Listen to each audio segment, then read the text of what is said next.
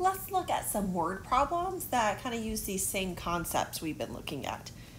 You will have word problems on assignments. In fact, most of the tests will be, when we ask you to do slope and y-intercept, it will be word problems like this. And you'll see that on the GCA and the homework as well. So for this first word problem, I've given you an equation up here. It is a slope-intercept form of equation, so that y equals mx plus b. It's just written in a slightly different format. So instead of x and y, we have b and n. B is our balance in dollars, and N is our number of monthly payments. So what this is telling us is every month we pay $250, and that decreases the amount that we owe. Because that slope, we use the word increasing and decreasing. So the original balance is $29,400, and it decreases by $250 every month. All right, so here we go. Let's look at this problem. They want to know the units for this $29,400. So I kind of just went over that in the first part. That is how much money we owe at the beginning. So the units of that are our dollars. It is the y-intercept. This guy here is the y-intercept, and y is measured in dollars. There. And then want to know what that represents. Like I said, it is the y-intercept. And we haven't written out a sentence with y-intercepts. We'll get some more practice with this. But the y-intercept, we always say it's the initial, the beginning, the starting.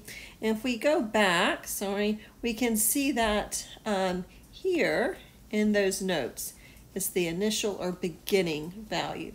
So it is the initial amount of a loan.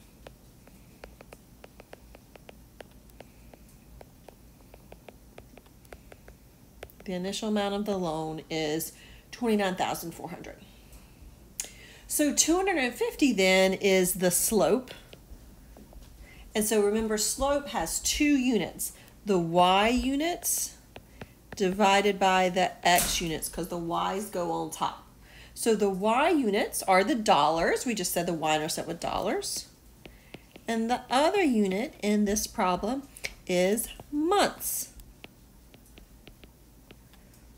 So this represents how much we're paying each month, or how much the total decreases each month.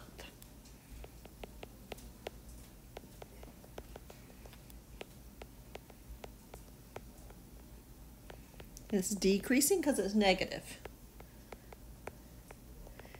And anytime we're talking about slope, we're going to look for that word decreasing and increasing, and then like each or every and those units there. Let's get to some computation with this word problem. C and D go right hand in hand together. I always say one's the easy way and one's the hard way. The easy way, we just plug and chug, and that's C right here. We're just going to plug and type straight in our calculator. So we know the balance after 5 years. So I'm going to plug in. I can't just plug in 5 though, because remember, N is monthly payments. So there are way more than 5 months in 5 years. In fact, 5 years is the same thing as 60 months. I'll multiply by 12 there because there are 12 months in a year. So I am going to plug in 60 for N. I'm going to type that in my calculator and get 14,400. Now this next way, it's the hard way.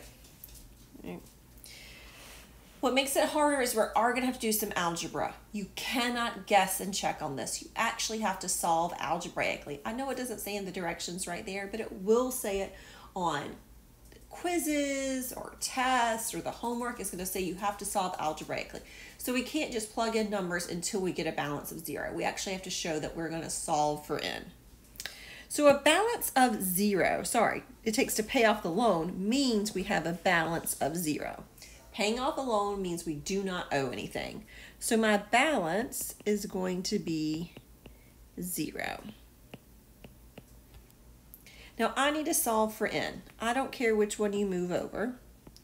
It's all going to work out fine in the end, but move one of these terms over, either the 250N or the 29,400.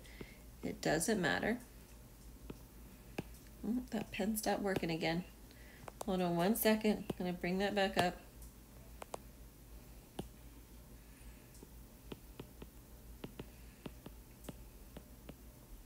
I'm going to solve for n. So I'm going to divide by negative 250. And this is going to give me that answer. So 117.6. The directions want me to round to this nearest year. There's no way it's going to take me 118 years to pay off the loan. That doesn't make any sense. Remember, n is written in months. So I've got to change this to years. So I'm going to do the opposite of what I did before. I'm going to divide by 12 this time, again, because there are 12 months in a year.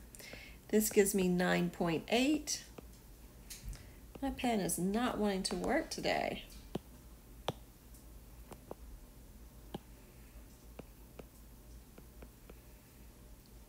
Oops, 9.8. Now I'm going to round that because it said round to the nearest year. So that's going to be 10 years. And make sure to label that. Labels are important. They do count for part of your grade.